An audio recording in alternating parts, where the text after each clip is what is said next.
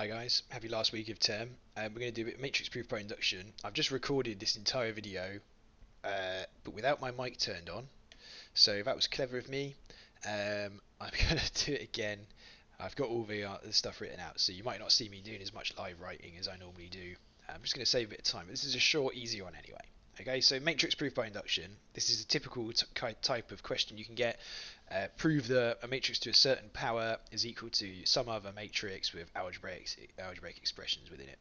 So, first thing we're always going to do, basis step, does it work? Obviously, yes, it works. Okay, they're never going to give you a question where the basis step doesn't work. Substitute in one. So, step two, we're going to do our assumptive step. So here it is. Assume true for n equals k. There we go. It's pretty obvious as well. And then I've just made this little note here. Remember, this is the kind of the like what we want. So we want this really, and we want a k plus one up here, obviously. All right, that's where we're going to want our k plus one. But we want to end up with this on the right hand side. So we're going to follow our usual step. So this is actually quite similar to the first type of proof by induction question we did, where you start with your assumption for the inductive step. You start with your assumption and then you turn it into k plus 1. Because remember, if we do divisibility, what we generally want to do is start with the k plus 1 and turn it into the assumption.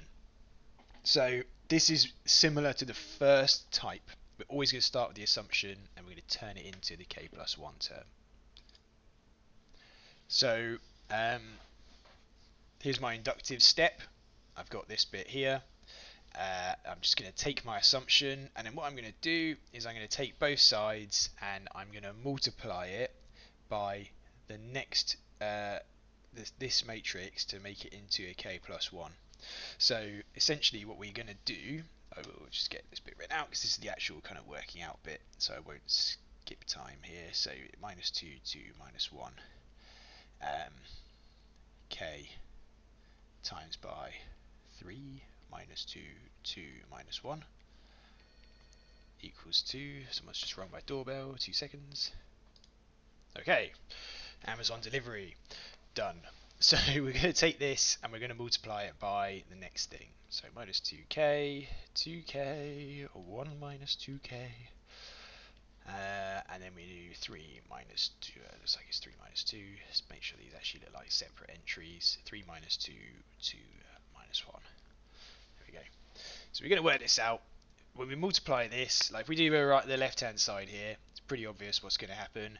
We're going to end up with 3 minus 2 to minus 1 to the k plus 1. And we just want to do this working out and show that we get the what we want that I wrote earlier. So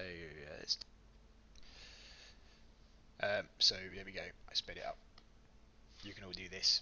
This is simple matrix multiplication. Row times column, row times column gives you these things. You can even do it in your head really.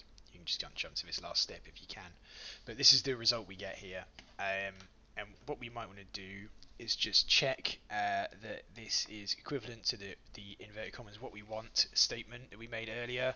I mean it is, because if we do this we're going to get 2k plus 3. So you might want to write like a kind of thing at this step, kind of just factorizing it to show that it is the what we want. So here we go. We could just write it out as equal to it, although I suspect you'd be fine and still get all the marks even if you didn't. There we go. So that's it anyway. So if it's true for n equals k, it is going to be true for n equals k plus 1 as well. So the last thing we need to do is always the same step 4. Let's just make the conclusion. So if I just copy and paste that from earlier, it's always the same conclusion because it's proof by induction. There's nothing new. It's always going to be the same thing at the end. So it's a pretty simple type of proof to do. It's probably easier than the division ones, to be honest. Yeah, so that's it. That's all the proof by induction. what I want you to do for the rest of the week is finish exercise 8C and a mixed exercise. Just make sure you do all these. They can be really difficult in exams.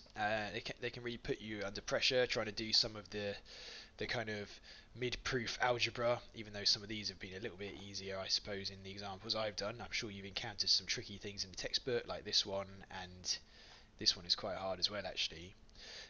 So do make sure you get them all done. Stay tuned. I'm going to put some holiday work up. I might do another Teams meeting on Thursday, I think, just to catch up with you all and make sure that we're all okay with this proof by induction stuff. I might do that. Let's see how we feel. So anyway, I hopefully be setting you a fairly chilled amount of work for holiday. We've worked really hard this year, so we're okay. We're not under stress. We're miles ahead. We've done such a good job. I'm really pleased with how all of you are working. So that's good news. All right. Hopefully I'll talk to you all soon. Bye bye.